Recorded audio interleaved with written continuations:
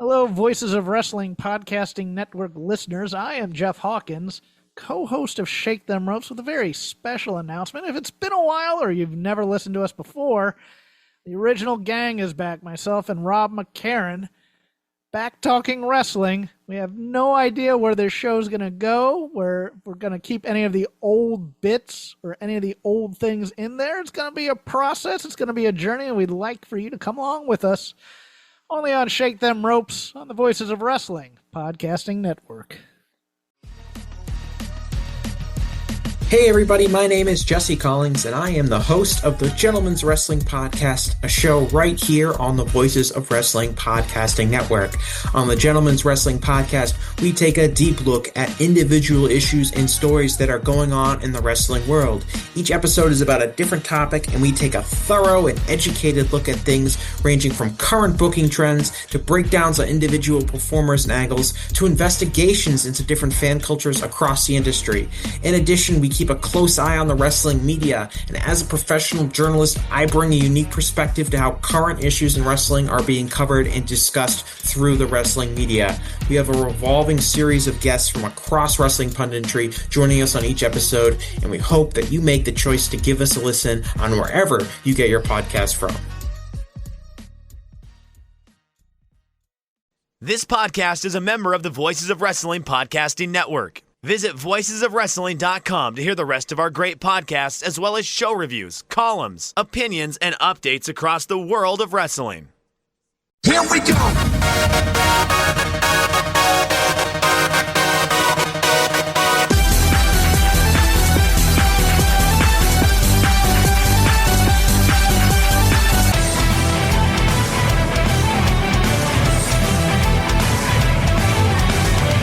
Kiss me like a love song. So that mama call me.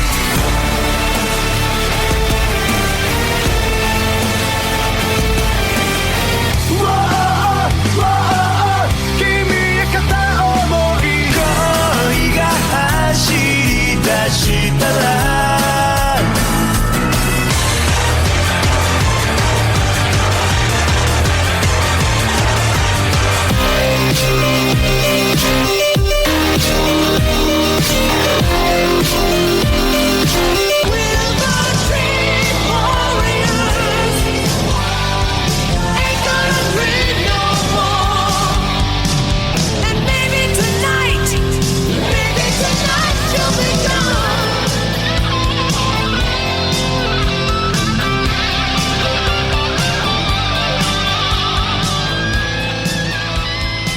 You're listening to the Emerald FlowShow on the Voices of Wrestling Podcast Network. Welcome to episode 98 of the Emerald FlowShow. We're a podcast on the Voices of Wrestling Podcast Network.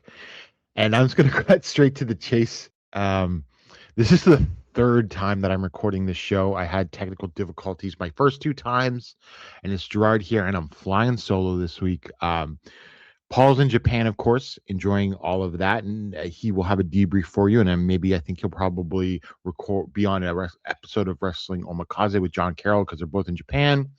And I normally like to get a guest, but I'm in the middle of moving right now to a new place with my wife, so scheduling all of that is just a hassle. So I am going to do a quick episode here solo of all of the lots of events that have occurred, basically based from the end of the year to now.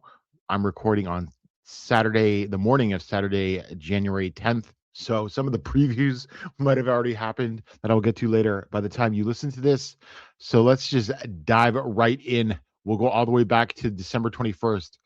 DDT had their final Cork and Hall show of the year, Ring Finale 2025, Curtain Call, where everyone is a star. And of course, I'm not going to watch a whole DDT undercard, but what you should watch is in a special tag match, Harashima and Kaisi Takechi defeated Yuji Nagata and Sanshiro Takagi at 9:27 with a swan dive forearm from Takechi on Takagi. This was great for what it was. I thought Nagata worked really hard here, and he had some fun exchanges with Takechi, and Takagi worked hard too. And so the old guys working hard. Of course, Harashima's still pretty darn good for his age. So it was all about making Takechi look like a star, especially going into his appearance at the Tokyo Dome for Wrestle Kingdom on January 4th, and they did the job here. So that was a lot of fun and worth checking out. Also, I quite enjoyed the KOD Tag Team title, Mao and Cannon with Kimihiro defeating Jun Masaoka and Gaia Hawks in 1240 when Cannon pinned Hawks with a modified Lonely Desires. Good, solid tag team match. And I really like the sort of contrast of Mao and Cannon, crazy Mao and the powerhouse Cannon. So that's worth a watch. And then, of course, the main event for the KOD Openweight title, Yuki Ueno defeated Takashi Masada in 21:39 with the WR. This was, to me, the match of the show. I'd go about 4 stars on this. A great showing from Masada, and I believe this is his first KOD Openweight title challenge. Yuki Ueno, one of the best in the world, obviously leading him through this. So just great. And I thought they built to, a strong finish where Masada got some chances, but Ueno sort of put him away in a way that said, you still have a bit of a ways to go, young guy. But, I think Masada is developing nicely and will be ready to be a star because they want to make him a star, clearly. Not quite there, but almost there. So that was a solid sort of end for DDT's 2025. We'll hop over to GLEAT very quickly. The undercard of this show was meh. It was what it was. There's a couple things on there I enjoyed, like Soma Watanabe and So Daimonji defeating Kuroshio Tokyo Japan and Seigo Tachibana in 1918 with the Frankensteiner from Watanabe on Tachibana. That was a nice little match. I actually enjoyed the Evolution Strong Women's title skirmish with Michiko and Yuna Manase defeating Chi-Chi and Zones in 648 with the Hito Denashi driver from Michiko on Chi-Chi. That was building up their match. And I'll get to that in a second. And then I enjoyed also for the Lidet UWF title match, Katsuhiko Nakajima defeated Ryo Eitaka in 1250 with a sleeper hold. Solid enough, won't knock your socks off or anything, but I generally enjoyed, honestly, most of Nakajima's great work, even if it maybe doesn't hit as high as what you would expect, him usually doing. And in the G-Rush title, Minoru Tanaka, versus Kitaro Suzuki went to a time limit draw in 7 minutes. They restarted it, and then Tanaka beat one in another minute and 50 seconds with the Grand Cobra to make a second defense of the title. I know these guys are older, but they're still pretty good. But I thought this was disappointing, especially with the silly time limits. Like, this is a WWE speed title, basically. And for the G-Rex title, Al Lindemann defeated TJP in 24-14 with the German suplex hold to make his second defense of the title. This was really good. I'd go about 4 stars on this.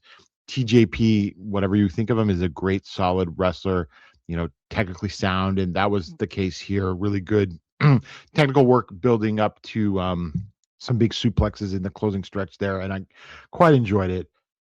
So that's worth checking out because the GLEAT paywall has come down. So you can watch all this stuff on YouTube now for free. What that means for the company, who knows? Because, of course, Shima and actually also Ryo Eitaka have left as of December 31st. Shima also vacated the G Infinity titles because of an quote-unquote injury, if you believe that or whatever. Because his arm, he's claimed an arm injury. So, I don't know. Still on my great death watch, I suppose. Also, I will just add, with that Evolution Strong build, on January 7th at Shinkiba, of course, they ran the Chi-Chi versus Michiko title match. Chi-Chi won, which was clearly the whole build and what they were trying to do, and that is actually worth watching. I thought that was a very good match. Chi-Chi has become a very good worker, and I thought Michiko is actually a really great heel. That was the highlight of that match. It goes about 17 minutes. I'd go 3 3/4 on it. Maybe if you're feeling generous, 4 stars. Maybe not quite. We'll say 3 3/4, but that's also worth checking out if you can see it. Absolutely. And then before we get to the usual 2 of Noah and All Japan, just one more show, and that's from Big Japan on December 21st in Osaka at 176 Box or 176 Box or however it is. Maybe you pronounce the numbers in Japanese. I don't know. They claim 410 fans, which was a super no vacancy for that building, which at this point is actually not a bad attendance for Big Japan, in all honesty. And really, I only watched on this show the strong heavyweight title match. Soda Manji defeated Yasufumi Nakanoe in 1906 with a black ring. That was another solid, good, hard-hitting Smash Mouth Daimonji match. Nakanoe is a good opponent for him. A pretty solid, though a little unspectacular, but still, Nakanoe working on the leg and just good hard hitting work. And I enjoyed the finish, all of those attempted black reigns from Daimonji. So I'd go about 3 3/4 on that one as well. But it is the highlight of Big Japan, and I really think Daimonji is one of the best guys that's not in sort of one of the quote unquote big three or legacy three men's promotions in Japan right now. Big fan of especially of what he brings to the table and his style. So then we will jump into Noah Thanksgiving 2025 on December 23rd at Korakuen Hall in front of 1,498 fans, which is pretty good for them for a match that doesn't have in Korakuen these days with a match that's not for the GHC title. Although it's the annual end of year show for Noah, so you have to take that into account. So what we had was Will Cruz, Alejandro, and Kai Fujimura defeating Saxon Huxley, Shuji Kano, and Eita in 7:53 with a frog splash from Cruz on Eita. It was a fun visual and everything like that. Good enough opener to build also for Cruz and Huxley. That would come on January 1st. Then Tadasuke and Jun Masaoka defeated Atsushi Katoge and Hajime Ohara in 4:55 with the crucifix hold from Tadasuke on Katoge. Poor Katoge. This was just to establish that Team 2000X were just those dastardly heels. And then there was a Noah Full Gift Battle Royal that Kazuyuki Fujita won. Again, this went 9:34, and it was what it was. Nothing to write home about. These battle royals are all the same in Japan. But then we had Naomichi Marufuji and Keno defeating Hiroto Tsuruya and Midori Takahashi in 7:52 with the Keno special from Keno on Takahashi. And this was a ton of fun because it was just the grumpy and surly veterans beating up the young boys. It's all you want from your wrestling. Good, solid work. And then Hiromu Takahashi and Daiki Nagai defeated Amaska and Daiki Otoshima in 10:58 with the time bomb from Takahashi and Amaska. And this was a good, solid outing. The classic sort of, outsider and interpromotional, like veteran and young guy versus veteran and young guy from another company. I love those vibes. And so this was a good build. And then we got to the Godfather 25 Years of Greatness, Takashi Sugiura defeating Kenta in 16:49 with the Olympic Slam. And this was Sugiura's 25th anniversary match and technically sort of the end of Noah's 25th anniversary celebrations, which I really feel like they didn't lean into as much as they should have or could have. There could be a number of reasons for that. Obviously, Misawa looms large over the first 9-10 years of the company. And then, of course, from about that was Misawa era was all the, NTV owns all that footage, so you don't have access to all that footage. But whatever it was, I didn't feel like that. Maybe they're trying to, blaze a new identity for themselves and everything like that. So maybe that's why they didn't really lean into it as much. Although it makes me feel old because I remember when Sugiura did debut with a lot of hype. So, the years go by. But this was up to a certain point pretty what I would expect. It started a little slow, but then they just walloped each other like you would hope these two would. But then, of course, the Team 2000X stuff just took over. Like at one point, they teased Sugiura using a chair, but he threw it away, and that got a big pop from the crowd. But then Sugiura just cheated to win, and it just felt like it pissed all over what should have been a celebration of of Sugiura and the company for the past 25 years. So. A spoiler alert, I'm just going to bury Team 2000X for the rest of this show while I'm covering Noah. And in the Ultimate Showcase 2025 main event, returning to the ring after injury, Ozawa, Masa Kitamiya, and Tadasuke defeated Yoshiki Inamura, Kaito Kiyomiya, and Tetsuya Endo in 1813 with the Real Rebel from Ozawa on Endo. Again, started well, fell apart.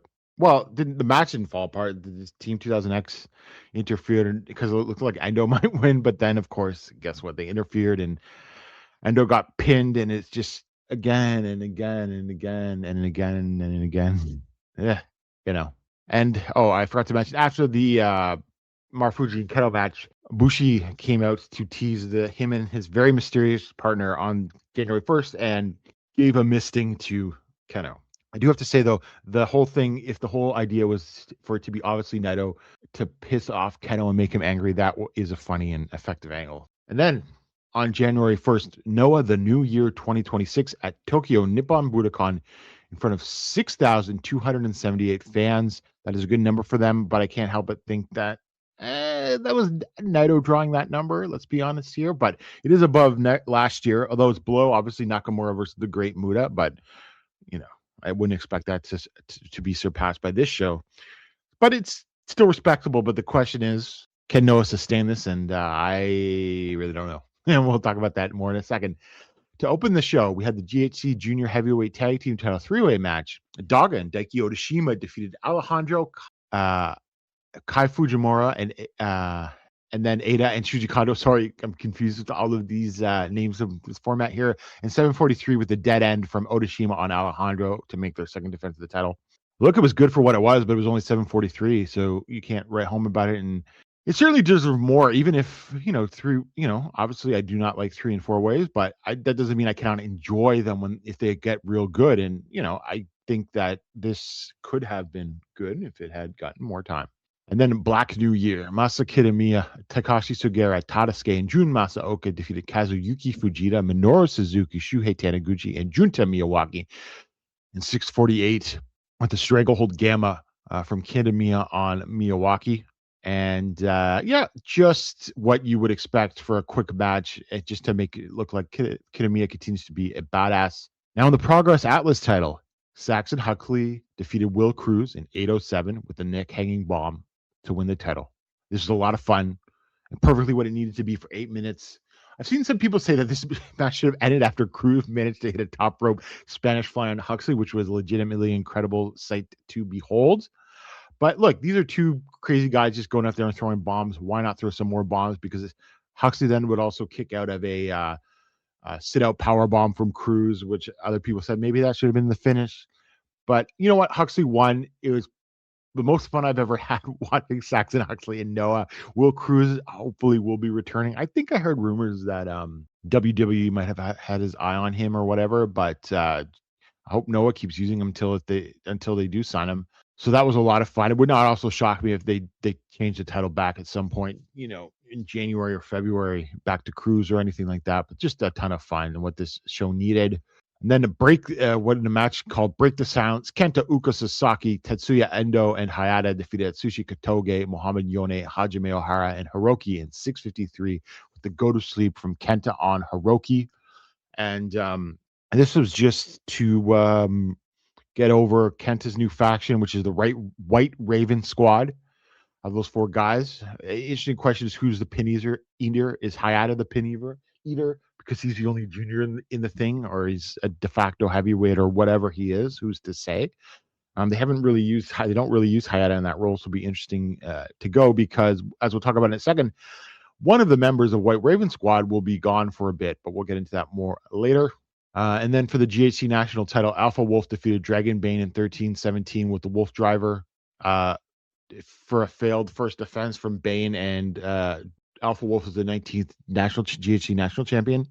So this was an interesting match in terms of what the ups and downs of it. So it started off and they wanted to do the melodramatic, this is brother versus brother, which is whatever. I'm not a big fan of it. So they got it out of the way and it started building up to be something decent. Maybe not quite what you'd expect from these two, but it was building to something. But then the interference from Team 2000X starts, and this just falls off a cliff. And of course, Wolf cheats to win, joins Team 2000X, and beats his brother, turns on his brother, and everything like that. And that's just a big wet fart of a finish. And the crowd booing almost sound like it's not heel heat, but it's like, what is this stupid shit?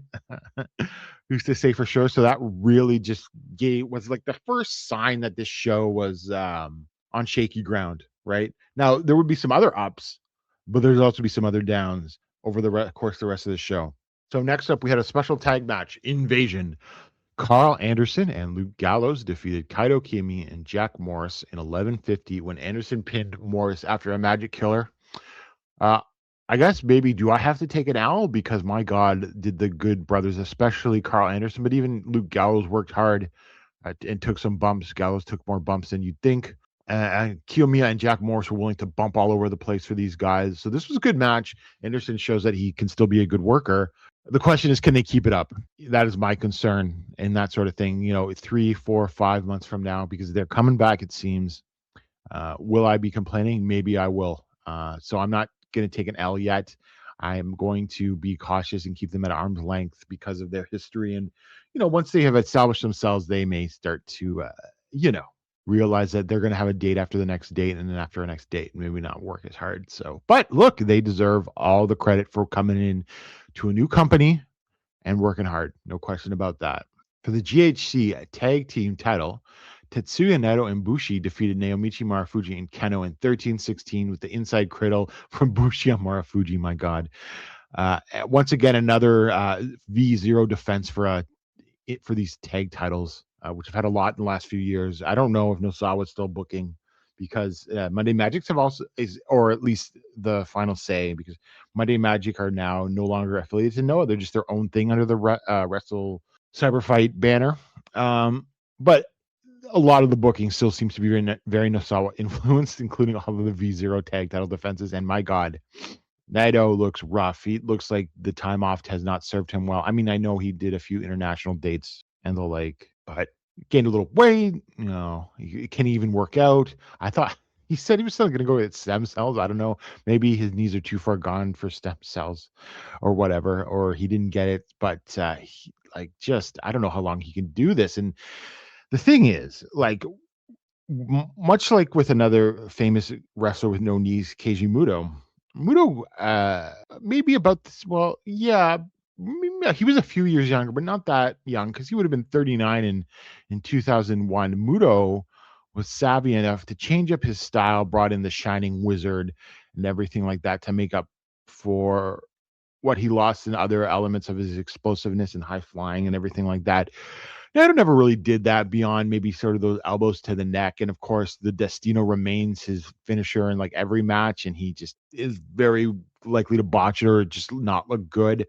So, I don't know if it's too late for Naito to change up his style. So the question is, how long will the fans accept him at this degraded style, given how explosive and that was, right? Because with somebody like Hiroshi Tanahashi, obviously Tanahashi was a great athlete and was, could be explosive in his own ways, even if he wasn't doing crazy dives or landing on his neck and stuff like that. He evidenced a sort of canniness in the ring that Naito never really had. No, I mean, I think Naito was an amazing worker. But I just don't think. But I always thought he was. If you took the sort of Okada, Tanahashi, that triumvirate of New Japan in the 2010s, I think he was the. And if you even wanted to throw someone like Ibushi in there, Naito was always the one that was the most inconsistent. He could have underwhelming matches. He could, even when he was in much better health, he had his botches had him trying to do ambitious things in the ring and so like that. So for him to break down like this, it's just even more glaring in my mind than a Tanahashi, who can use his sort of ring cunning to actually have good matches, right? And I'm not just talking about, obviously he was going to pull it all out for that final match against Okada, but just all of the matches that Tanahashi had along the way this year showed what he could do with even his body broken down in the way it was, in a way that Naito simply cannot. So we're going to have to be dealing with this. Now, of course, I don't expect Naito to be working the house show loop. He's not going to be working Yokohama Radiant Hall or anything like that, but it'll be interesting to see. Maybe his performance here will snap him up into something in terms of working out or finding some other treatments for his ailments to get him through all of this. But it's not looking good. But obviously, their title holders, Naito is a draw, evidenced by this number. So he's coming back, folks, one way or another. And of course, rumors abound. Evil's interested in leaving. Sonata has taken an indefinite leave of absence, and he may not return from reports. Though, that's so the question is LIJ just going to reform in Noah? And I would say I think that's a bad idea, because then you're just doing has runs. Out of all of those guys, the one that I would still say, and this would be funny for me to say, given how much I just dislike him or what he became on House of Torture, but I think there's still something with Evil if you stripped away the gimmick and just brought back Evil to what he was before House of Torture, like a hard, rough, smash mouth wrestler. I think there's something still there you could get out of it. Sonata is Sonata. Now, I'm a bit of a Sonata defender, but the thing, to an extent, whether or not he should have gotten as long IWGP World Title run is. He should have. No, absolutely not. But the thing is, I think Sonata, it was one of his arms. He never took time off to heal, so then that's the thing. So this just comes together. It's like, to me, if Evil drops the stupid House of Torture gimmick, if he leaves, and maybe even the Evil gimmick, because who knows, that could be owned by New Japan. I think there's something there, but these everyone else who in the sort of the classic lineup of LIJ, I think is a lot of diminishing returns. And right, well, I mean, it's Shingo left, obviously, but I don't think Shingo's leaving New Japan or anything like that. So yeah, that's sort of how would I feel about that. But I would assume that if if Evil and Sonata left New Japan, Noah would be their top destination. Would Evil go to WWE? I don't know. Is he still in a relationship with Io Shirai? I don't even know that. And of course, Tony Khan won't touch him. And fair enough. And Sonata's, I think, just he's got the injury and everything, and he didn't like the world on fire when he was the top guy. So like, that's not going to help him get a job in the States. So to me, it would all be freelancing plus, freelancing, into Europe, obviously, into like other places in Southeast Asia, doing shows in Malaysia and Hong Kong, or, that sort of thing, Vietnam. So that would be the future for those guys. So, but again, getting back to Noah specifically, it would just be diminishing returns because, you've brought in all of these guys, despite the fact, and we'll get into this in a minute. Noah has also brought in another young guy from outside that they can invest in. They had the 3 rookies debut. They've made new champions in 2025 with both Ozawa and Inamura, and Ozawa maybe did not spike business as much as I think some people may think, but he definitely did. Inamura, we'll get into Inamura in a minute, but I don't think he's been a disaster or anything. I think he does actually have some fans and everything like that. So that's a positive thing. So you don't have to retread 2010s New Japan in Noah in 2026, now over halfway past the 2020 decade. You don't have to go back to 2016, 2017 now. I think it's just a bad idea, especially when you have finally a young person movement going on in Noah. So that's my 2 cents on that. For the GHC junior heavyweight title, Amaska defeated Hiromu Takahashi in 14-24 with the Kahu. Hiromu fails on his 3rd defense, and Amaska is the 60th GHC junior heavyweight champion. Match of the show, 4 1/4, just great. You would think that also that Hiromu Takahashi, given how hard he works outside of New Japan compared to when he's in New Japan, may want to leave too. I haven't heard anything about that, but it's abundantly clear now, especially the Noah run proves it, because I believe was it 2024 first half that Hiromu looked better than he had in a number of years, and he looked great in this run in Noah. So it's like, yes, he's had some serious injuries, including breaking his neck, but it's abundantly clear now that he can still go at a high level. It's just, does he want to? And he wanted to in Noah. He wanted to help make his friend Amaska. And so, now Hiromu, the thing is, I didn't bring up Hiromu when I just talked about the LIJ reunion because there were no rumors or anything swirling about him. But if he did leave New Japan, that's a different story compared to some of those other guys like Sonata. And for Amaska, hopefully this is his big moment because his past title reigns, I feel, got shortchanged. He should be the junior ace. And, Daiki Odashima came out to challenge him, and that'll be the next challenge actually tomorrow on January 11th. So it may have happened by the time you hear this, but let me tell you, I think obviously Amaska is going to retain. And I think, you get the Odashima title challenge over done now January. And really, I think you just keep this title on Amaska for the rest of the year, maybe 6 months, maybe all the way back to the next Noah, the new year. And then you just have Odashima beat him for again and just tell the story of Odashima, building himself up over 2026 after losing the first time to finally take it. Because in this junior division with this transition, the Rattel guys, Hayata may even be a de facto heavyweight now in White Raven squad. It is time. You've got some rookies. It is time to go in this new direction. And we'll talk about passing over some of the other guys in a minute. It is time to go in Odashima after Amaska gets a nice signature title reign that he so greatly deserves with this title. And then you move it to the new generation that's coming up later this year or early next. So that was how I would approach things with that title. And in the main event for the GHC Heavyweight Championship, Yoshiki Inamura defeated Ozawa in 21-18 with the discharge to make his second defense. I mean, this sort of encapsulates everything that's wrong with Noah because, hey, guess what? Team 2000X got involved, although it wasn't enough to put down Inamura.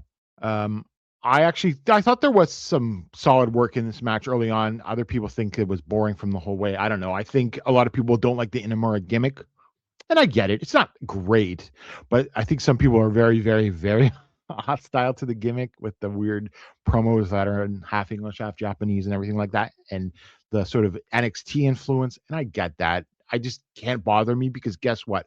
Other than this match and even up before the interference, I have enjoyed Inamura's in-ring work.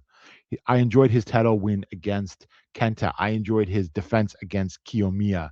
You know, he is a very, very good worker. I've enjoyed him a lot, and I've always been a fan of him, so I want him to succeed.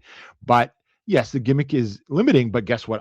The Team 2000X pisses me off more than Mr. Smack Daddy gimmick. It simply does. And that is, to me, the heart and the biggest problem in pro wrestling Noah right now. And sort of more broadly in Japan, whether it's House of Torture or Hate in Stardom, like just stop these dress in black heel units. It's annoying. It's destroying Noah. And the thing is, if you sort of think about this, and this was sort of, Joe Lanza brought this up, out of the three companies, he was the most optimistic about New Japan, somewhat optimistic or more optimistic about All Japan than he had been in a while, and pessimistic about Noah. I would absolutely agree with this fact. I think that New Japan put his best foot forward. New Japan actually seems to be serious about planning for the future now that Tanahashi is gone. Aaron Wolf was successful. Tsuji was made. They stuck the landing on everything on January 4th. There was only those three main things to do and a good follow-up on New Year's Dash. So they're in a good spot. One could critique certain things going on in All Japan, and we can get to them in a second. But overall, they did well for themselves, and they are building some things fine. And 2026 looks to be better than 2025, which obviously got hampered, I think, by just a far too long Jun Saito Triple Crown reign, although I'm not going to completely bury Jun Saito, as we'll get to in a minute, and everything like that. So there's those things going on for those companies. But this was just a repetitiveness, leaning on old acts, even though the Good Brothers worked hard. I'll give them that. But then Naito's so broken down, and then you have Team 2000X running everywhere. The thing is, finally, Noah has an active dojo turning out what looks to be solid young talent. Daiki Otashima, incredible talent, just incredible. And you have, look, I like Ozawa. I thought Ozawa was a bolt of fresh air, like just a lightning bolt that helped this company. And it helped the company even if the business is not as spiked as much as some people might think. But still, they made a star. Inamura, I think Inamura is over, and I think Inamura has his fans. Is he Ozawa? No. Is he even Kaito? Maybe not. But I don't think Inamura will go down as a disaster by any means, especially if he's allowed to have good matches. Continue to have good matches. But we will see, because Masa Kitamiya is his next challenger on the 11th, which might have happened by the time you've heard this. So again, that is a big issue, and that I think is gonna just hurt him. No fault of his own, just the stupid booking of this company, which, I'm generally still convinced is mostly Nosawa, just with everything going on. So we move on to Noah New Year reboot on January 2nd at Shinjuku Face in front of 468 fans. Shuhei Taniguchi at Sushi Katoge and Hajime Ohara defeated Yuto Koyanagi, Hiroto Tsuruya, and Midori Takahashi in 5:38 with the Kumori Suri Otoshi from Katoge on Koyanagi. Solid little opener with the young guys. And then Takashi Sugiura, Tadasuke, and Jun Masaoka defeated Harutoki, Alejandro, and Kai Fujimura in 9:43 with the ambitions from Masaoka on Alejandro. Again, actually, this wasn't too bad for a Team 2000X match. And then Kenta, Uko Sasaki, Tetsuya Endo, and Hayata defeated Jack Morris, Muhammad Yone, Ada, and Hiroki in 9:29 with a cross arm breaker from Sasaki and Hiroki. And this was just to give Sasaki a win because he's going on an excursion, which is a very interesting development. I didn't think they were going to send him on one because I don't know where this guy's going. He says to the USA, which is so fascinating. I think he'd be better off in Europe. But what's he going to do? He's going to be on NXT. He can't. He doesn't fit on NXT. Inamura did okay for himself, but he had a weird, goofy personality. I don't think Sasaki has that. So I am completely baffled by that choice, but we'll see. But to me, if they're sending him to the USA, I think it's like you got to develop more of a personality, which I think is what is the idea of behind sending him to the States. But we shall see. But he's just going to be standing in the background of NXT, and presumably they'd have to pair him up with someone. I don't know. So, with Charlie Dempsey or something, maybe. I don't know. So that's that. So what? Well, of course we don't know for sure, but we'll see where he ends up. And then Noam Michimaru defeated Katsumi Inahata in 9-19 with a referee stop. And this was a good, solid, surly veteran versus young boy match again. And if you're wondering who Katsumi Inahata is, it is Fire Katsumi from JTO. So that's actually a very solid pickup. And so they're sort of moving him into a young boy position. And I think that is good for him. That is good for the company. Again, all the more reason why, Noah should be shifting in for the young guys revolution instead of hanging on to these old wrestlers or, these long in the tooth gimmicks. Right. And then Keno Daga and Deki Otashima defeated Kaito Kiyomiya, Asuka, and Junta Miyawaki in 11-13 with the Japanese leg roll clutch hold from Daga on Miyawaki. I actually thought this was a pretty solid match, but this also has some significance because this is sort of Junta Miyawaki's farewell match for now, because I think it was the next day on the 3rd or 4th. He popped up in DDT, and it's sort of doing the reverse endo where DDT will now be his main base for a while, but without formally transferring. But it could be a soft jump. Look, I've been a Junta defender and someone that thought it was his time to basically lead the junior division. But look, not the worst choice for him. I think he can do okay in DDT. I think he can build a crowd connection there. He built a bit of a crowd connection in Noah, I thought, too. But his generation, because he's been active, I think 7 or 8 years now and never got very far. So it's time to skip over his generation and just go to Otashima, I think, at this point, especially with him like leaving at least for this year or for the foreseeable future. Who knows if he'll return? So it's time to skip over that generation. And when Asuka's gotten it good, and I want Asuka to get a nice long reign, but then it's time to jump over the Miyawaki generation and go to Otashima, who's the future of the junior division. Then next up, Carl Anderson and Luke Gallows defeated Manabu Soya and Saxon Huxley in 10:32 when Anderson hit Soya with after the Magic Killer. Not bad again. I don't think it was as good as the thing on the day before, but the Good Brothers, and I don't think they worked quite as hard as they did there, but still, they haven't pissed me off yet, but we'll see how long this continues. I don't think I'm being unfair by saying that to them either. We have years and years of evidence on this. So I think my skepticism is warranted, even though they did exceed everybody's expectations, which was funny because then you got the inevitable articles. Why are you calling them like a great? It's like, no, we're simply saying that they were, people thought they were being too overhyped for what they did on Noah the New Year. And I don't think so. I think everybody identified that they were doing quite well and did quite well for themselves on that show. So there was no sort of overhyping them from my perspective and everything like that. And then in the main event of the show, Ozawa, Masa Kitamiya, and Alpha Wolf defeated Yoshiki Inamura, Will Cruz, and Dragon Bane in 1841 with a diving senton from Kitamiya on Bane. Again, I thought this was solid up until, who interfered. In the end, just this pale, this dark cloud that hangs over the promotion. So this will have happened by the time you probably listen to this, but Cork and Hall on the 11th, January 11th, you got Uko Sasaki versus Kenta in the farewell match, and then Asuka versus Daiki Otashima, and Yoshiki Inamura versus Masa Kitamiya. That actually looks pretty good in a vacuum, but that main event could not be good. Let's be honest here. But I'm very looking forward to Asuka versus Daiki. And just quickly before we go into All Japan, I forgot to mention when we were talking briefly about Big Japan that Yuya Aoki announced that he would be going freelance either, I believe, at the beginning of February or the beginning of March. It's another blow to Big Japan because he was sort of like the one sort of guy, younger-ish guy. I think he's in his early 30s now, but younger-ish guy that they made in the last couple of years as Sekimoto and Okabayashi were winding down. And of course, I mean, I don't know if Okabayashi's ever coming back. And Sekimoto is also freelance, Takuya Nomura is also freelance, but of course, nursing some kidney issues and continue to get well soon. And best wishes to him. I want to see him return. So it was like Aoki, right? And he seemed to spin his wheels a bit after he lost the title, despite the hot win when he beat Okabayashi for it, because then they went back to like Daichi Hashimoto, and then of course now recently Daimonji.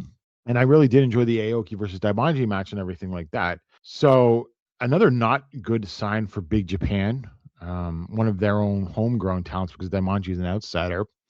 Where does he go? Well, I mean, he's close to Shinjiro Otani, it seems. He's a bit of almost like a Otani influenced with a lot of his ring style, like the Kesagiri chop and everything like that. So he could go to, well, he worked I didn't get a chance to watch this, but he could go to the Tochigi. But does that mean that he could get into 0-1 easily? And is 0-1 just 0-1 is smaller than Big Japan? I think that's fair to say. So does that? Now, Sekimoto, whose base of operations is now basically All Japan without signing a contract, and we'll talk about who did sign contracts in a minute.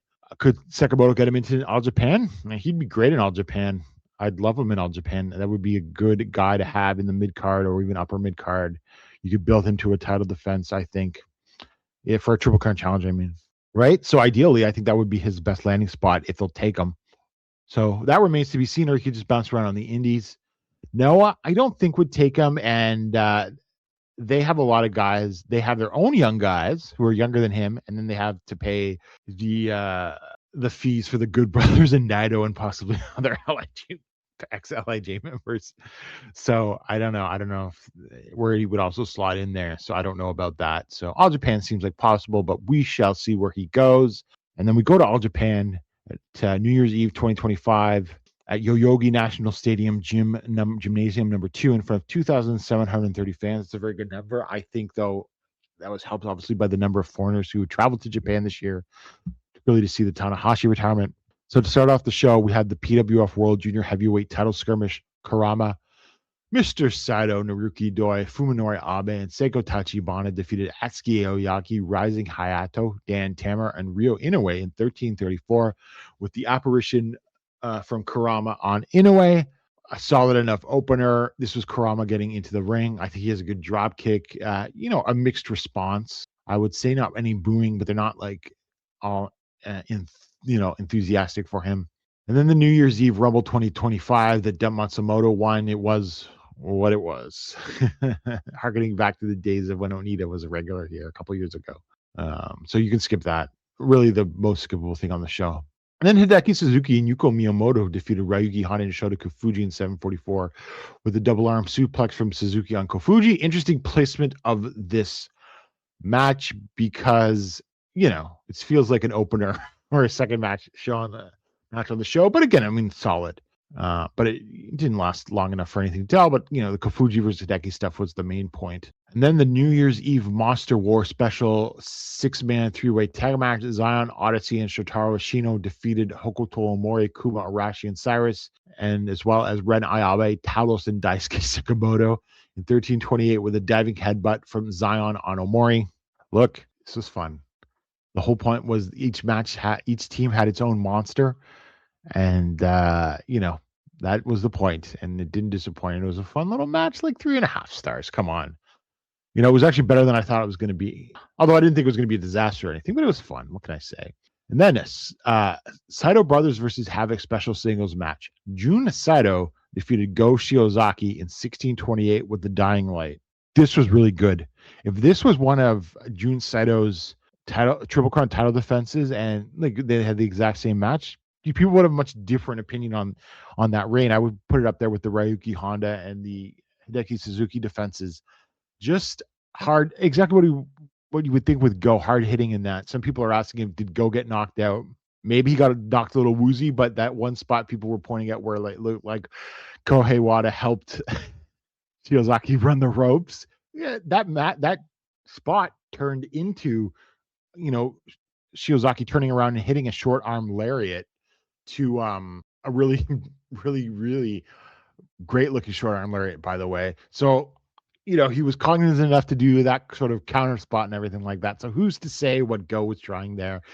But fine. Even if he was knocked loopy, not detract from the match that much. I thought it was just hard hitting wrestling and exactly what I thought it could have been, and it lived up to my expectations, and I was quite happy. And of course, as I've said before, I think there's something there as a singles worker from June, but he got boxed into, you're in the main event, you have to do this Triple Crown structured match that goes like 25 minutes with the build and everything like that. Whereas this was just, we're going to kick the shit out of each other. Perfect length, right? They forced June to go over 20 in some of those Triple Crown matches. This is 16 minutes is perfect for him and everything like that. So this was sort of like, well, there's something there, but you have to allow June to do a different format when he's Triple Crown champion. Not that I would be rushing to put the Triple Crown title back on him, but if you ever did, it should be building around 16 minute matches like this, as opposed to what they had him do, where he was expected to wrestle over 20 minutes in a more traditional Triple Crown title match build. And then next up, in a very prominent spot for them for the semi-main event, prominent spot for these titles, I should say, on the semi-main event of their biggest show of the year, the All-Asia Tag Team titles, Yoshiki Kato and Ishin defeated Musashi and Seki Yoshioka in 23-21 with a Kadere Luna from Kato on Yoshioka. The champions fail on the third defense, and Kato and Ishin are the 128th All-Asia Tag Team champions, the oldest titles in Japan, not continuous. They were sort of inactive for a bit after JWA folded and Baba reactivated them in All Japan, but still they're the oldest, dating back to the 1950s. This was a pretty good match. I go the third best match of the show. A little long in the middle there, but a strong closing stretch, absolutely. Although punctuated by some interference from their stablemate Kai. Come on, Kai. I love you and I've defended you, and you come in here and you bring in more heel unit interference in All Japan. Not that All Japan has been immune, but the Voodoo Murders have been disbanded now for a couple of years, so don't bring that shit back. But it was a lot more, shall we say, subtle comparatively to what Team 2000X does. Not that I'm letting them completely off the hook for that, but obviously it wasn't that bad. But look, I thought they'd win these titles, and I think that this was the right choice beyond a shadow of a doubt, because these titles have obviously been held by outsiders several times before, leading to great stuff. Like when Strong BJ held these titles, lots of fun. Going all the way back to Hayabusa and Jinsei Shinzaki holding these titles, great. So the original Hayabusa. Bring in the new Hayabusa and Jinsei Shinzaki for another All-Asia tag title run. I would be totally in favor of that. So it will be exciting to see what they do, because I think there's a lot of great things and great matches that you could do with these guys. Absolutely, no question about that. So in the main event for Kento Miyahara, for the Triple Crown, Kento Miyahara defeated Yuma Anzai in 28-37 with a shutdown German suplex hold to make his third defense of the title, Triple Crown. Fantastic. 4 3/4 stars, best All Japan match of the year, one of the best matches of the year. Did not expect anything less from these guys. They really, really brought out the aggressiveness that you don't see in a lot of Kento matches. You have, I think, some of once they really got going in their feud, I think some of those Kento versus Zeus matches were this sort of like where you could see the animosity between the two, instead of just wrestling a match like anger at each other, aggressiveness. Anzai was awesome here, and they played it up where it looked like, hey, Anzai could get the win here, and they built into once again another dramatic will he or won't he get the shutdown German up and over, and he did, and he won Kento won with it. Just fantastic. And look, I thought this match was so good that I didn't have an issue with Kento winning, because I don't know, this was just amazing. It felt like, okay, Kento is the man, and as much as maybe you got to put it on Anzai, push Anzai, be the future of the company, it just feels right. After this match, it just felt more right for Kento to be the champion, and you still got to get this on Anzai sooner rather than later to have another second and long reign with it. But right now, I'm okay with Kento, especially with some of the direction I think they might be going. So that's good. But the most notable thing of this match, I thought, was, my God, Kento debuted a new outfit and a new haircut. But my God, those boots, those are some shiny fucking boots. I could not stop looking at how shiny Kento's boots were. They're too shiny, maybe even to the point of distraction. But other than that, phenomenal. phenomenal, no question. And obviously and given the sort of, lack of really good matches in All Japan this year, this is a real nice way to end the year and build some more confidence going forward. And if you do think the company is at least things are looking up a bit, it's because of how great the main event on the biggest show of the year was, right? Which seems to be, once again, where Noah loses out. New Japan, an unforgettable 6-star match between Tanahashi and Okada. And then this incredible Miyahara versus Anzai match, which was the second best match, I think. I think it was better than Takeshita versus Tsuji, but that was also still very good. I'd go maybe like 4.5 on that, 4.25. So Noah is the odd man out. I mean, I thought the junior match was really good, and you could put it in your top 10 or top 5 in Japan for this sort of end of year, beginning of year area.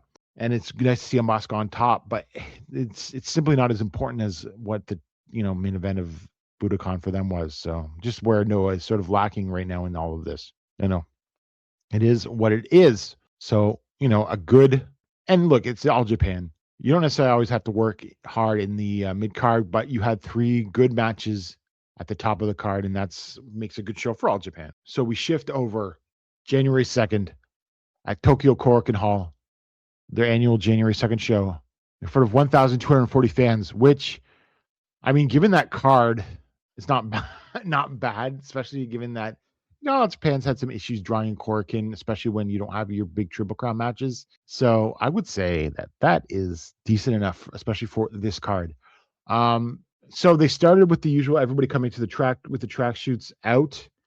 And what I thought was interesting is, there was no President Fukuda. And I swear to God that I forgot to check last year's show, but Fukuda came out because I sort of noted that unlike in the beginning of 2024, he did not get booed last year like he did, but I could be wrong. So no Fukuda. So he's keeping a low profile these days. Maybe that's because of Taishi and everything, handling of that. But I guess the signees were of no surprise. We obviously had Shota Kofuji, but also Go Shiozaki, which is not completely surprising, and not, even though his comments upon leaving Noah was like, I've got a lot to do all over the place or something along those lines. But hey, look, I think it's good for Go. I think it's good for All Japan. Maybe we'll see, as long as he doesn't bring in any other sketchy people. But to me, I think now that he signed a contract, he sort of took his wallops from Kento and June. I think he's going to be a real player this year and finally get a push. And I think he's going to be in the finals of the Champion Carnival, if not win it. That would be my prediction, I think. And of course, I wanted on Anzai versus Go match. And of course for Kofuji, I think he's still going to have a dual contract like Rising Hado did. Although I don't know if Rising Hado still has a dual contract with Eheim Pro, but Kofuji does with Osaka Style for now. But again, a good pickup. He's gotten himself over. Young, good-looking guy, which seems to be generally their trend in the junior division right now, with some fighting spirit. Not Taishi Nagao fighting spirit, admittedly, but it is what it is. I know that All Japan held tryouts, I think, on the 20th or 21st. I think there were a couple of young guys at ringside that might be guys that they accepted, but I don't know for sure. And All Japan hasn't announced anything yet. So we'll see about that, right? Because they need to get some more young guys, some guys in the dojo for sure. No question about that. So we go to the matches. Okay, so we have Go Shiozaki defeating Shota Kofuji in 8:48 with the Gohan Lariat. This was an excellent opener between the two new signees to the company. Shiozaki being the veteran and Kofuji the spunky youngster. So that was a good little feel-good opener to get those guys established. Well, they're already established, but you know what I mean. Then Baka no Jidai versus Hokuto Gun, Hokuto Omori, Kumarashi, and Cyrus defeated Hideki Suzuki, Kengo Mashimo, and Hikaru Sato in 6:39 with the diving senton from Arashi on Sato. Nondescript, not bad, not great or anything like that. Another PWF World Junior Heavyweight Championship skirmish. Atsuki Aoyagi and Rising Hayato defeated Kurama and Mazada in 12:33 with the horizontal cradle from Aoyagi. Kurama, and this is at which point people sort of freaking out, sort of thinking that Kurama might beat Atsuki, but we'll get more into that in a second. It was fine, I guess. Kento Miyahara, Jun Sato, Musashi, and Seki Yoshioka defeated Yuma Anzai, Shotaro Shino, Ryuki Honda, and Dan Tamura in 10 minutes with the shutdown German suplex hold from Miyahara on Tamura. Good, solid 6-man, no question. Then Daisuke Sekimoto defeated Ryo Inoue in 1040 with a Big Bang Catastrophe. This was great. Come on, this was awesome. Inoue just coming in there, trying to prove his worth against the veteran and very big Sekimoto. Just what you want, kind of a match between the veteran and the young guy, especially a young guy like Inoue, who shows the fire and sort of insubordination that he can at times. So that was a lot of fun. Probably the best match on the show, actually. And then World Tag Team titles, Ren Ayabe and Talos defeated Zion and Odyssey in 1740 with the double choke slam that allowed Talos to pin Zion and the failed third defense of the champions. And the Titans of Calamity are the 103rd champions. And other than a table spot diving on the outside, this actually wasn't, I didn't think, even though this was shorter by like 6-7 minutes, I didn't think this was as good as the Real World Tag League finals. I'm not exactly sure why. I can't quite put my finger on it, but it just felt, Now I heard from people that were there that it was actually was enjoyable because obviously, look, you got all these big guys going at it and everything like that. So that I can understand, a very different live experience. But I just didn't think it was as good. But look, I think with Ayabe and Talos as the champions, they do open up more possibilities better than Zion and Odyssey, although I don't think Zion and Odyssey are going anywhere, especially Zion.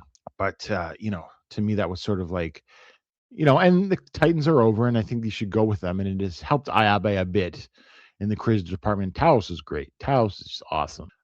So we had the New Year Battle Royal that Yuma Anzai won after pinning Shota Kofuji with a gimlet. You've seen all these spots before, the comedy eliminations, everything like that. But it came down to, at one point, Kento Miyahara, Goshi Ozaki, Shota Kofuji, and Anzai. And so that was like giving Kofuji a bit of a rub, because then Go and Kento get tossed. And so Kofuji and Anzai had some good exchanges, and then of Anzai winning. So that was a nice little moment for Kofuji, though, showing that fire almost winning and everything like that.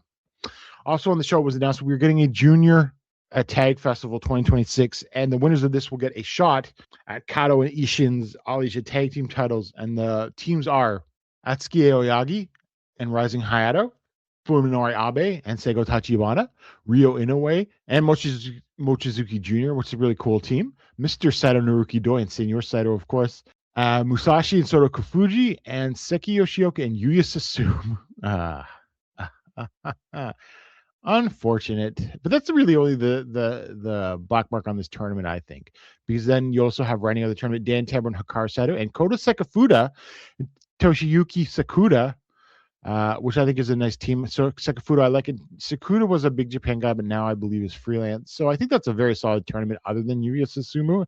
And it's just an 8-team single elimination tournament. And I hope the finals, and they could be our Hayato and Aoyagi versus Inoue and Mochizuki Jr. I think those are my sort of dream finals. Really, and who else could probably win this tournament other than Atsuki and Hayato, or like Dan and Hikaru? It's not going to be Musashi and Shota, I don't think. Definitely not Yoshioka and Susumu, and not Sekafuda and Sakuda. So yeah, that's sort of my prediction for things on that. So I'm going to go with Atsuki and Hayato, top seed, Tamura and Sato as my number 2 seed, and number 3 seed would be Inoue and Mochi Jr. I think that would be how it would go. And so this tournament is going to run over like a month, because it starts on the 15th at Korakuen Hall, and then the other with 2 first-round matches, 2 more first-round matches at Oda Ward Gym on the 23rd of February, and then the semifinals at on March 15th at Korakuen, and then the finals at Esforda Arena Hachioji Main Arena. Again, they're running there again, which is like the western edges of Tokyo, on March 20th. And looking at the schedule, this is quite the ambitious schedule, which also makes sense why Kento's back as the champion, because you got Oda in February, and you've got Esforda in March, and then you've got Korakuen Halls also in February and March near those other shows. And this is all in the Tokyo, right? Esforda's on that western edge of Tokyo. So honestly, hey, maybe Anzai could do it, but to be the safest, Kento. So it would be interesting to see. But then again, who are the most appropriate challengers? But that's into the future. So we go to the next day on the 3rd at Korakuen Hall in front of 1,205 fans. So we're down by 35 fans. Again, not bad for the card, I would say. Yuko Miyamoto, Fuminori Abe, Seigo Tachibana, And Kota Sekafuda defeated Rising Hayato, Dan Tamura, Shoto Kofuji, and Mr. Sato Naruki Doi in 11-11 with the Yankee Hammer from Tachibana on Kofuji. Very good, solid, hot opener. I think Sekafuda actually fits in quite well in All Japan, and hopefully he works more than just this junior tag tournament and maybe more Big Japan and All Japan collaborations again. We return to that, although who knows how they feel about them using their guys that have left like Sakamoto. So I don't know. Then we had Hokuto Mori, Kumarashi, and Cyrus defeating Musashi, Sekio, Shioka, and Ryo Inoue in 9:39 with a reverse splash from Cyrus on Inoue. This was just to establish Hokuto Gun still as sort of killers. And look, I've been down on Cyrus, but I'm glad he's back in the past, and because I think he did improve, and he's over, and I've learned to enjoy Cyrus. I still think he's best when he's a tag wrestler, though, like in straight 2-versus-2 tags. Havoc versus Baka no Jidai. Zion Odyssey and Go Shiozaki defeated Hideki Suzuki, Kengo Mashimo, and Hikaru Sato in 9:24 with the diving headbutt from Zion Sato. Solid enough 6-man. Not much to write home about, though. Ren Ayabe, Talos, and Yuma Anzai defeated Kento Miyahara, Jun Saito, and Roki Honda in 13:29 when Talos pinned Honda after double choke slam. So what we're going to get now, though, is Talos challenged Kento, which is awesome. That's going to happen on January 25th in Chiba. I actually have reasonably decent hopes for this match because, as we said before, Talos knows how to play a giant. Kento's Kento. I mean, Kento can get a passable match out of guys like Abdullah Kobayashi and Taru, my God. So I have no doubt he'll get something out of Talos here. It's the question is how he gets the win. Is he going to like cradle him after like blackout knee, or is he going to actually get him up for the shutdown? I don't know. But that'll be a lot of fun. No question about that. I'm looking forward to that. Then we've got Daisuke Sekimoto for the Gay RTV title, I should say. Daisuke Sekimoto defeated Shitaro Ashino in 16:38 with the Big Bang Catastrophe to win the title. Poor Ashino, I thought, this was the perfect title for him to go somewhere and do something, right? For a bit. Give him some spot, give him some direction. I know he's in Havoc, but still. But this is probably the price of it for doing business with Sekimoto as a regular. You got to get a title on him, give him something to do. Look, I can't hate it. It's Daisuke Sekimoto, who, yes, he's been around the block. He's showing wear and tear. He's suffered 2 major injury, broke a leg and had a neck injury in 2025. Came back from that broken leg really fast. He's still good though. He's still pretty darn good, right? And he's a valuable addition to the company these days when the roster's so thin. So you're not totally hated. I just hope they do something with Ashino. It's like I will never give up that one either. Nakajima come back, push Shitaro Ashino. Those are my demands. So we'll see where this goes, but it'll be good, I think. No question about that. And if Sekimoto can get Yuya Aoki in here, well then not complain. And then for the main event and of course the match was awesome. I should say, just throwing each other around, German suplexes, lariats, because Ashino used the lariat occasionally, but he really busted it out here to sort of prove that he could sort of try to prove that he could hang with Sekimoto and everything. So really, Sekimoto was the big, it's funny just conversing a bit with some people and and just coming up with this idea that Sekimoto is like one of the best wrestlers of 2026 so far. And after these couple of days, what could you say? Sekimoto was great on these 2 shows. So he's one of the leading wrestlers of 2026 so far. So let's see how long that can last. And then in the main event for the PWF World Junior Heavyweight title, Atsuki Aoyagi defeated Kurama in 2004 with the Firebird Splash to make his 4th defense. And everyone can let out a sigh of relief after that finish where Atsuki pinned Kurama the day before. Now, here's the thing with this match. It started off okay, and then all of a sudden, Atsuki roughed them up. They brawled outside. He was throwing Kurama into the barriers and the directional signs at the top of the stands. And just stomping him and everything like that. And they weren't doing junior stuff per se. So Atsuki was trying to prove something or something, prove a point or something. And then Kurama gets upset and frustrated, and he rips off his mask and reveals the Asutaku Yano. And then the match sort of actually kicks into a high gear and a decent little match, whatever. And then Atsuki wins. It's just a weird match because they wanted to build that drama, and it was okay during the closing stretch. And then Karama basically cuts a tearful promo asking for forgiveness, and he says he's going to start as a young boy and everything like that in All Japan, although we'll say that he's not booked on any of these upcoming cards yet. So I don't know what's going on with that, but that's what it sounds like. So, obviously your mileage may vary on what you think of that. It's a very weird, strange, and underhanded way to bring him back, even if he's going to show contrition and so it did not seem like Karama was hated by the Japanese fans, although, on social media, it's not hard to find fans critical of this. I mean, I'm talking about Japanese fans, although it's not hard to find the opposite either. It was the international fan base that was much more unified in their opposition to him. So I don't know. Maybe the company realized this and had to do it, but whatever. Who knows what's going on? And look, trying to just gauge his work, I mean, I think it's solid. I really like his drop kick, but I don't think it's like worth the PR disaster bringing him in or something like that. Not that it would be worth it if he was incredible, but even if it's just from a purely, how can this benefit us? Cutting out the morality, it doesn't make much sense either. I still suspect Go had a hand in this and everything like that. But, I mean, I think even if, how should I put this? Let's say Yano had never had, what had happened to him, I still think that someone like Kofuji would be a better long-term prospect. No question about that. Not that, and I did enjoy Yano even in Noah before he left after his scandal and everything like that, but it's not worth it. It just brings a black cloud over the company, and it's very little to be gained from this. So it is what it is, so, and I don't begrudge anyone that doesn't want to watch or anything at the company. I don't love it, but I can't say that I'm going to stop watching the company or anything like this. But I don't begrudge anyone that does, and it's not great, but it is what it is. And this is still the sleaziness of this business. And it was just a weird match because of disjointed roughing up. Okay, decent little finishing sequence. Not bad at all, but and it's just like this. Also, you could just say that since they added the show on the 31st, it just makes these January 2nd and 3rd Corkins a lot less important feeling, right? And so, you have these weaker cards. Without the 31st, you'd probably have stronger cards on the 2nd and the 3rd. You'd be probably coming close to selling out Corkin on both those shows. But look, at the end of the day, when you're doing 1,200 in Corkin plus 2,700 in Yogi, you're making more money than selling out just 2 Corkins. So, I get it. They need the money. And so sort of looking ahead, obviously on the 26th, we've got Kento Miyahara versus Talos. On the 11th is the Fan Appreciation Day, New Year's Fan Appreciation Day at Shinjuku Face. Then the card for that is Kumarashi versus Ryuki Honda, Daisuke Sekimoto, Hikaru Sato, and Seki Yoshioka versus Musashi, Kengo Mishima, and Yuko Miyamoto.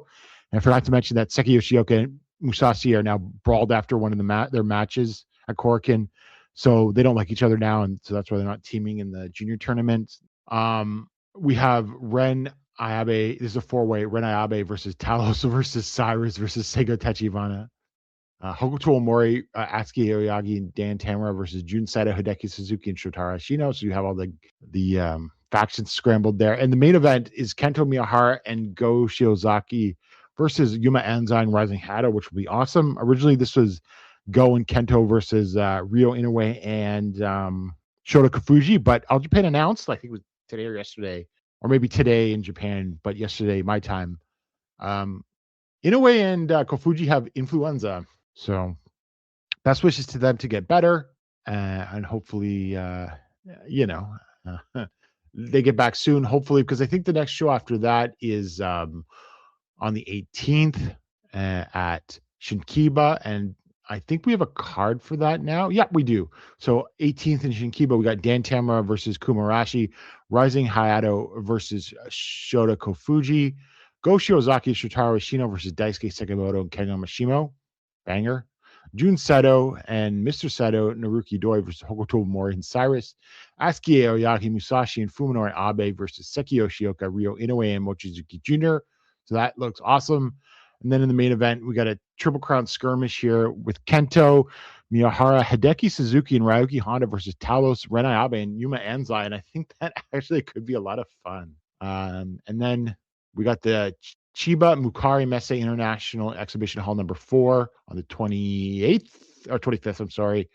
So that show has the Musashi versus Seki Yoshioka grudge match. We got Yuma Anzai, Rising Hayato, Shota Kofuji, and Mr. Sato Naruki Doi versus Roiki Honda, Rena Abe, Ryo Inoue, and Ayato Yoshida making an appearance in All Japan for the first time in a while. There, we got Go Shiozaki and Shotaro Shino versus Daisuke Sekimoto and Kengo Machinimo again. So exactly 1 week later, the same match runs. So I would kind of maybe figure that these teams are going to trade wins, or maybe Go and Shotaro win both of them to become challengers, because I could see Go and Shotaro challenging the Titans actually for the tag titles. We've got a junior heavyweight title match. I forgot to mention Seigo came out to challenge Asuki. So we got Tachibana versus Atsuki Oyagi, which, hey, that's going to be awesome. We got Jun Seto versus Cyrus, which, not going to lie, I'm looking forward to that. If they can keep it short and sweet, it could be a nice little match and exceed expectations, but we'll see.